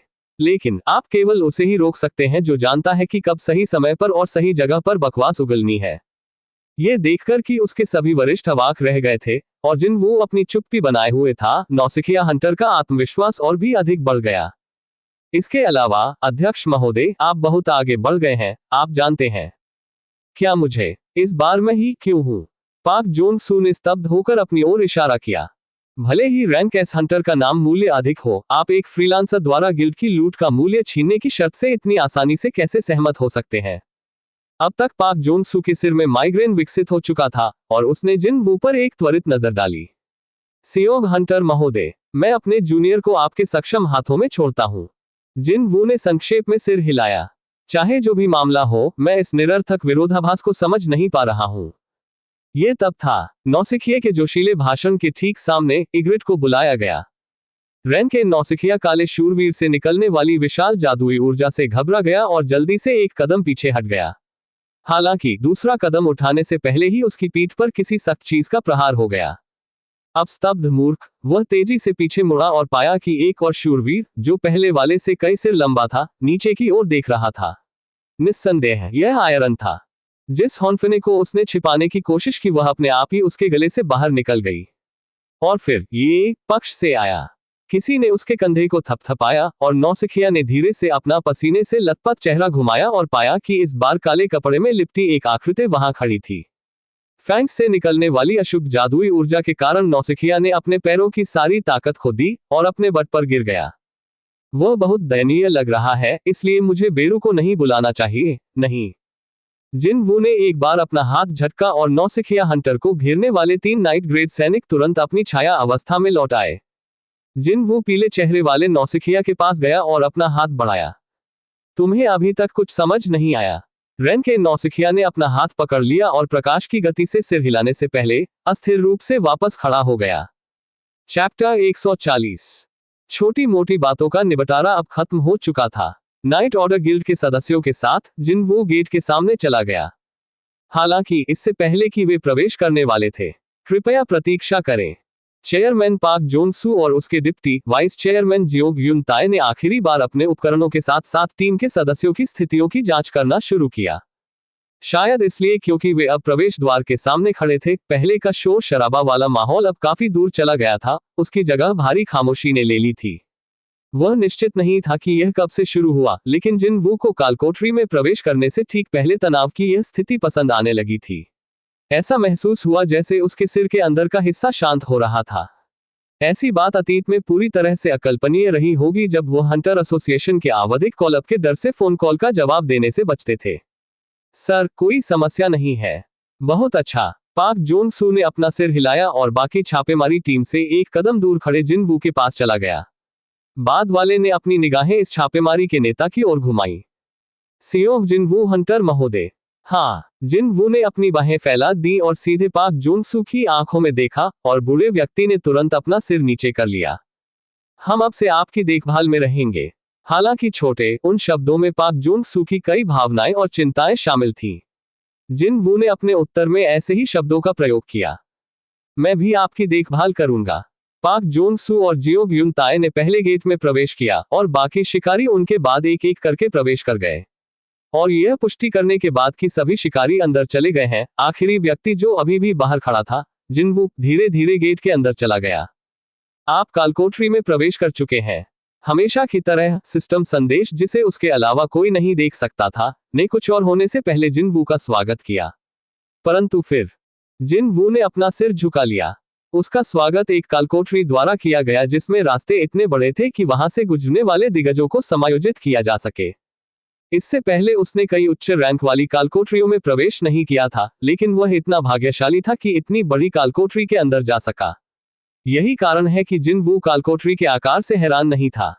नहीं, इसका संबंध उस अजीब अनुभूति से था जो उसे कालकोठरी की हवा से ही प्राप्त हुई थी। यह क्या है? किसी कारण से उसे यहां अंदर से अतुलनीय सहजता महसूस हुई। उसने अनगिनत बार कालकोठरी की हवा में अशुभ संवेदनाओं को महसूस किया है, लेकिन इस तरह का एहसास उसे पहली बार होगा। तथापि ये राक्षस है। जिन वू के स्वयं के पूर्वानुमान से कुछ अलग, आक्रमण दल को प्रवेश द्वार से भारी परेशानी का सामना करना पड़ा। ये जुड़वा सिर वाला राक्षस है। हर कोई सावधान रहे। एक राक्षस जो आमतौर पर अन्य उच्च रैंक वाली कालकोठरियों में एक मालिक के रूप में दिखाई देता था, प्रवेश द्वार पर खड़ा था। उसकी रक्तरंजित आंखें शिकारियों को घूर रही थीं। एक जुड़वा सिर वाला राक्षस एक नियमित राक्षस से लगभग 2 गुना आकार का था, लेकिन यह निर्धारित करना कठिन था कि प्राणी की शक्तियां कितनी गुना अधिक थीं। यदि यह कोई अन्य नियमित हमला टीम होती जिसे कालकोठरी में एक जुड़वा सिर वाले राक्षस का सामना करना पड़ता, तो वे पूरी तरह से भयभीत हो जाते और तुरंत भागने की कोशिश करते, लेकिन नाइट ऑर्डर के अभिजात वर्ग के साथ यह एक अलग कहानी थी। पाक जोन सू टैंकर ने अपनी ढाल ऊपर उठाए और आगे की ओर दौड़ पड़ा। मानव को अपनी ओर आते देख राक्षस ने अपने दोनों सिरों के ऊपर एक विशाल गदा उठाई, जो देखने में ऐसा लग रहा था जैसे ये किसी पेड़, जड़ों और सभी को सीधे जमीन से उखाड़कर बनाया गया हो। प्रभाव बल ने वास्तव में कालकोठरी के अंदरूनी हिस्से को हिला दिया। हालांकि पाक जोन सू ने अपनी मांसपेशियों को बढ़ाने के लिए समय पर अपने कौशल को सक्रिय किया और अपने घुटनों पर आए बिना ट्विन हेड ओगरे की अविश्वसनीय शारीरिक शक्ति के खिलाफ सहन करने में कामयाब रहा। सर, मैं ठीक हूं। फिर मैं भी आ रहा हूं। सब टैंकर जियोग युन ताए पाक जोन सू के बगल में खड़ा था। राक्षस का ध्यान अपनी ओर मजबूती से केंद्रित करने के अपने मिशन में सफल होने पर पाक जोन सू जोर से चिल्लाया। उसकी गर्दन की नसें ऊपर उठ गईं। आक्रमण करो। इसके साथ ही नाइट ऑर्डर का जवाबी हमला शुरू हो गया। जुड़वा सिर वाले राक्षस पर तीर, जादू मंत्र, तलवारें और भालों की बारिश होने लगी। जुड़वा सिर वाला राक्षस उत्तेजित हो गया और चारों ओर उत्पात मचाने लगा। हालांकि पाक जोन सू ने राक्षस को अपना ध्यान कहीं और भटकाने का मौका नहीं दिया। इस बीच जब भी राक्षस ने उन्हें निशाना बनाया तो जियोग युन ताए तेजी से भागा और दूसरों का बचाव किया। अभी अभी जियोग युन ताए ने ओगरे की किक के खिलाफ बचाव किया और उसे बहुत पीछे धकेल दिया गया क्योंकि उसके पैरों से जमीन पर 2 रेखाएं लग गईं। हालांकि उसके लिए धन्यवाद, अन्य शिकारियों को लगभग कोई नुकसान नहीं हुआ। क्षति डीलरों के संयुक्त हमलों के कारण राक्षस का शरीर धीरे धीरे क्षत विक्षत हो गया। यह एक शानदार टीम वर्क था। अकेले इस तमाशे से जिन वू को अब समझ में आया कि नाइट ऑर्डर गिल्ड इतने लंबे समय तक येउंग नाम जिले के नंबर 1 की स्थिति पर ताला लगाने में क्यों कामयाब रहा। आखिरकार राक्षस पीछे की ओर गिर गया। उसके मुंह में झाग के बुलबुले निकलने लगे। यह वह क्षण था जब एक बॉस स्तर का राक्षस एक भी व्यक्ति को घायल किए बिना गिर गया। दूसरे शब्दों में, एक आदर्श जीत।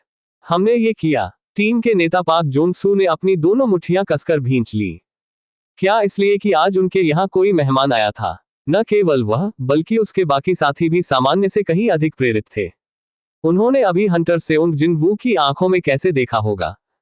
अगर वह हमारी टीम वर्क से प्रभावित हो जाए और अचानक हमारे गिल्ड में शामिल होने का फैसला कर ले तो मुझे बहुत खुशी होगी। चुपके से पाक जोन सू ने चुपके से नजर डाली और तुरंत जिन वू की नजर का सामना किया।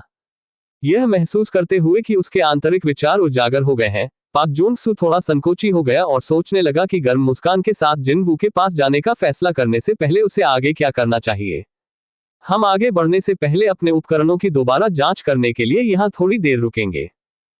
ठीक है, करने की कृपा करे। जिन वू ने सिर हिलाया, जबकि उसे केवल अपनी जादुई ऊर्जा या सहनशक्ति को फिर से भरने के लिए औषधि पीने की जरूरत थी। अन्य शिकारी स्पष्ट रूप से अपनी जादुई ऊर्जा आरक्षित या थकान की शारीरिक सीमा से पीड़ित थे।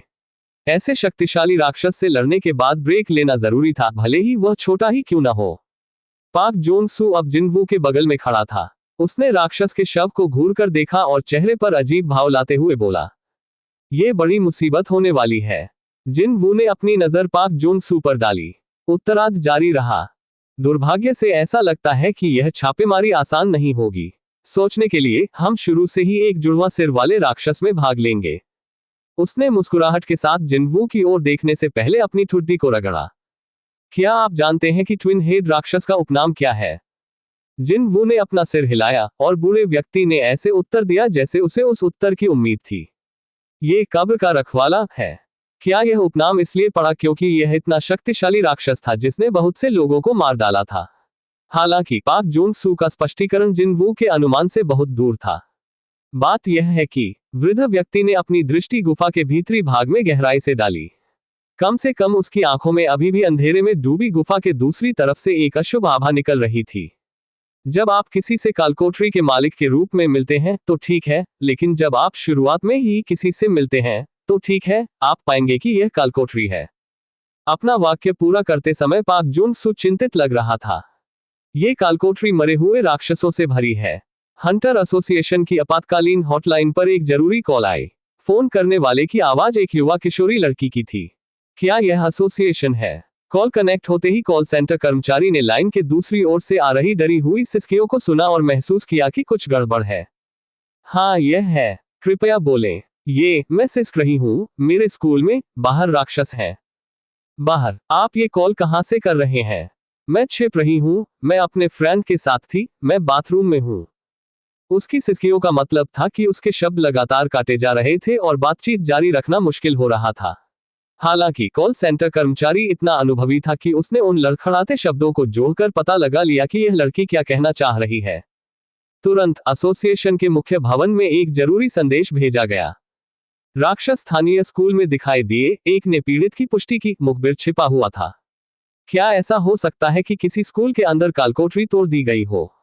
कर्मचारी अपने दिमाग में घर कर रही भयावह छवियों से काम उठा और अपना पूरा ध्यान इस छात्रा को जीवित रखने की कोशिश में लगा दिया। कितने राक्षस हैं? क्या वे इस समय आपके आसपास हैं? मैं नहीं जानती, मैं सचमुच नहीं जानती। मुझे चीखें सुनाई देती हैं। मैं बहुत सी चीखें सुन सकती हूँ। मैं सिसकते हुए, क्या मैं मरने जा रही हूँ? कृपया शांत हो जाए और मेरी आवाज सुनिए। ये कर्मचारी अपने व्यापक अनुभव से अच्छी तरह से जानता था कि जीवन घातक स्थितियों का सामना करने पर इंसान कितना कमजोर हो सकता है। वह जानता था कि कॉल का उत्तर देते समय उसे ऐसी स्थितियों में शांत और संयमित रहना होगा। उन्हें कॉल करने वाले को पर्याप्त रूप से शांत करना था और फिर वर्तमान स्थिति के लिए किसी प्रकार की योजना का सुझाव देना था। यही उनकी भूमिका थी। अभी एसोसिएशन के शिकारी आपकी ओर बढ़ रहे हैं। ये शिकारी आप लोगों को नहीं छोड़ेंगे, इसीलिए आपको शांत और तर्कसंगत रहने की आवश्यकता है, ठीक है? क्या आप मुझे सुन सकते हैं?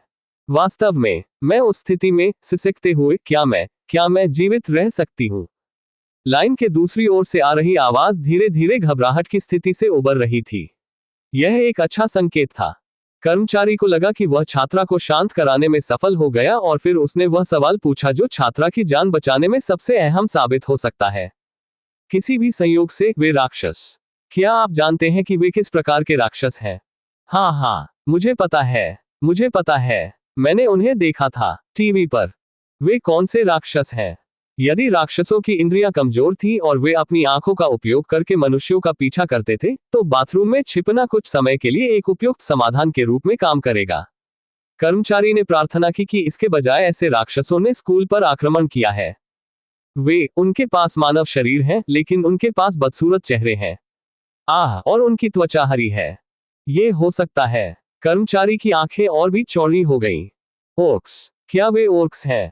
हाँ, मुझे लगता है कि उन्हें यही कहा जाता था। ओर्क्स। नहीं, ऐसा नहीं हो सकता। इससे पहले कि कर्मचारी को इसका एहसास होता, वह अपनी सीट से उठ खड़ा हुआ और चिल्लाने लगा, तुम्हें वहां से भाग जाना होगा, जल्दी करो। ये तब था। कर्मचारी की गंभीर प्रार्थना के बावजूद उसे बाथरूम का दरवाजा टूटने की आवाज सुनाई दी, जिसके तुरंत बाद एक दुखद चीख सुनाई दी। नाइट ऑर्डर की छापेमारी काफी सुचारू रूप से चल रही थी। वास्तव में चीजें इतनी अच्छी तरह से काम कर रही थी कि शिकारियों को लगा कि पूरी चीज अजीब तरह से बहुत आसान थी। उदाहरण के लिए, वहां एक और राक्षस का सामना हुआ, लेकिन एक घर के आकार के सड़ते प्राणी ने आक्रमण दल से भागने की कोशिश की, लेकिन वह मैच प्रकार के शिकारी द्वारा किए गए प्रतिबंध जादू के जाल में फंस गया और जल्द ही उसका भी भयानक अंत हो गया। और जब बिल्कुल वही बात बार बार दोहराई गई, तो शिकारी उत्तरोत्तर अधिक हैरान होते गए। क्या यह अजीब नहीं है? ये राक्षस हमें देखकर क्यों भाग रहे हैं? क्या ऐसा नहीं है कि उन्हें भगाया जा रहा था? शक्तिशाली मरे हुए जीव जैसे पिशाच, लिच, खूंखार कीड़े, लाल घोल आदि इस कालकोठरी के अंदर आते रहे। मरे हुए लोगों के विरुद्ध लड़ना कठिन प्रतिद्वंद्वी था। न केवल उन्हें मारना मुश्किल था, बल्कि उन्हें मारने के बाद भी शिकारी अपने रक्षकों को निराश नहीं कर सकते थे, क्योंकि कोई नहीं जानता था कि वे कब पुनर्जीवित होंगे या दोबारा हमला शुरू करने के लिए पुनर्जीवित होंगे। हालांकि ये जीव किसी कारणवश अपनी शक्ति का प्रदर्शन करने में ज्यादा कुछ नहीं कर सके और हमलावर टीम के हाथों शक्तिहीन तरीके से मारे जाते रहे। ऐसा लगता है जैसे वे बहुत डरे हुए हैं और हमारा विरोध करने के बारे में सोच भी नहीं सकते। राक्षसों और उनके अजीब व्यवहार को देखने के बाद पाक जोन सू का यह आकलन था। उसने यहां तक सोचा कि जब चीजें इतनी आसान थी तो शायद हंटर सेओंग जिनवू को साथ लाने की कोई जरूरत नहीं थी। सचमुच यार, आप सचमुच नहीं बता सकते कि कालकोठरी के अंदर क्या होने वाला है। किसने कल्पना की थी कि वे सर्वोच्च कठिन रैंक के कालकोठरी को इस दर्द रहित तरीके से पार कर रहे थे। यहां तक कि अभी भी एक भी व्यक्ति को घायल हुए बिना छापेमारी खत्म करने में सक्षम होना हमेशा एक अच्छी बात थी। हो सकता है कि यहां लाभ की अनावश्यक हानि हुई हो, लेकिन परिणाम के लिहाज से यह निश्चित रूप से एक बड़ी राहत थी। दूसरी ओर जिनवू अंदर से काफी निराश महसूस कर रहा था। यहां मैं वास्तव में बहुत उत्साहित था, क्योंकि यह स्थान सबसे कठिन कालकोठरी माना जाता था।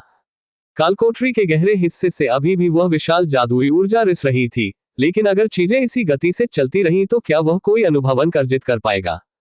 नाइट ऑर्डर गिल्ड के सदस्यों के उत्साही हमलों के कारण उसे आगे बढ़ने का एक भी मौका नहीं मिला।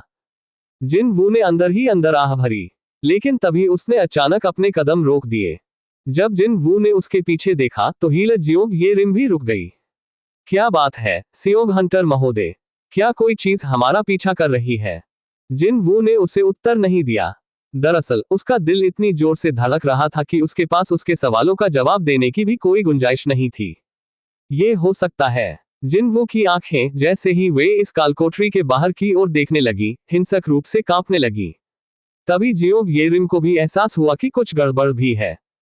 सेओंग हंटर महोदय, ये तब था। जिनवू की अभिव्यक्ति पत्थर की तरह कठोर हो गई।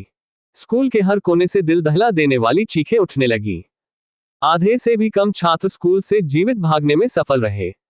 बाकियों के लिए या तो वे सभी लाशों के रूप में समाप्त हो गए थे, या ओर्क्स से बचने की कोशिश में स्कूल परिसर के अंदर इधर उधर भागने में व्यस्त थे। दुर्भाग्य से उनका निरर्थक प्रतिरोध उन्हें केवल थोड़ी राहत ही दिला सका। सबसे निचली मंजिल से शुरू हुआ ओर्क्स का शिकार ऊंची मंजिलों तक जारी रहा और सभी पीड़ितों को भयानक मौत के घाट उतार दिया। जो छात्र समय रहते भाग नहीं सके और अपनी कक्षाओं में ही फंसे रह गए, वे केवल अपने कान बंद कर पाए, क्योंकि निचली मंजिलों से और अधिक चीखें उठने लगी। तीसरे वर्ष के छात्रों के लिए कक्षाएं स्कूल भवन की सबसे ऊपरी मंजिल पर स्थित थीं। जिनाह भी उन तीसरे वर्ष के छात्रों में से थी जो समय पर भाग नहीं सके। कबाड़ से घटिया तरीके से बंद किया गया दरवाजा ही एकमात्र ऐसी चीज थी जो उन्हें लुटेरे और गिरोह से बचा सकती थी।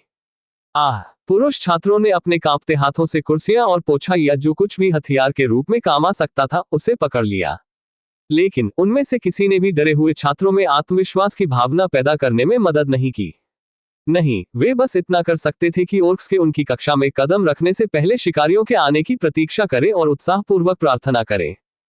कक्षा का झुका हुआ दरवाजा उड़ गया। जैसे ही भयभीत छात्रों की चीखें गूंजी, अनगिनत लोगों के खून से लथपथ दो ऑक्स ने कक्षा में कदम रखा। दरवाजे के पास पोछा पकड़े हुए एक पुरुष छात्र ने अपना कामचलाऊ हथियार फेंक दिया और दरवाजे को झटके से खोलने से पहले पीछे के प्रवेश द्वार की ओर भाग गया। हालांकि एक अन्य ऑक वहां प्रतीक्षा में लेटा हुआ था और उसने भागते हुए पुरुष छात्र के माथे पर कुल्हाड़ी मार दी। पुरुष छात्र शक्तिहीन होकर गिर पड़ा, जीवन की रोशनी उसकी आंखों से चली गई।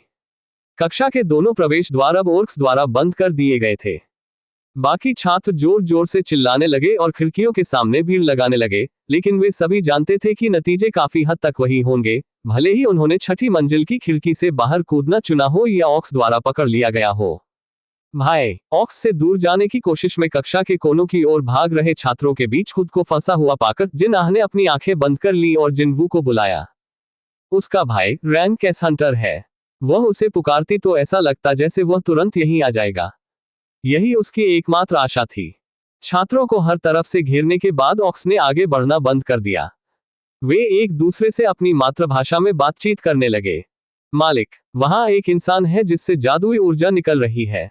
पहले उसे मारो। सामान्य मनुष्यों के विपरीत, जो लोग जादुई ऊर्जा का उपयोग करना जानते थे वे खतरनाक प्रतिद्वंद्वी थे। इसलिए इन ऑर्क्स को पहले ऐसे खतरे से निपटना था। बॉस का आदेश प्राप्त करने के बाद ऑक ने जिन-आह के स्थान पर ताला लगाने से पहले छात्रों को स्कैन करना शुरू कर दिया। ऑक ने उसकी कलाई पकड़ ली और उसे कक्षा के बीच में खींच लिया। क्या ये वही महिला है? ये है बॉस। बॉस सही था। बेहोश होते हुए भी वह इस लड़की पर कहीं से जादुई ऊर्जा आने का एहसास कर सकता था। चाहे वह इस महिला की क्षमताओं से आया हो या उसके पास मौजूद किसी प्रकार के हथियार से, इसने इस तथ्य को नहीं बदला कि उसे बाकी सभी से पहले खत्म करना पड़ा। बॉस ने अपनी कुल्हाड़ी ऊपर उठाई। जिन-आह ने कुल्हाड़ी को अपने सिर के ऊपर उठते हुए देखा और अंततः उसने अपनी आंखें बंद कर ली। बॉस ने अपनी नाक सिकोड़ ली और उदासीन चेहरे के साथ कुल्हाड़ी नीचे घुमा दी। लेकिन फिर ऐसा हुआ, जिन-आह की छाया से अचानक काले धुएं का पर्दा फूट पड़ा और उसने एक ठोस आकार ले लिया।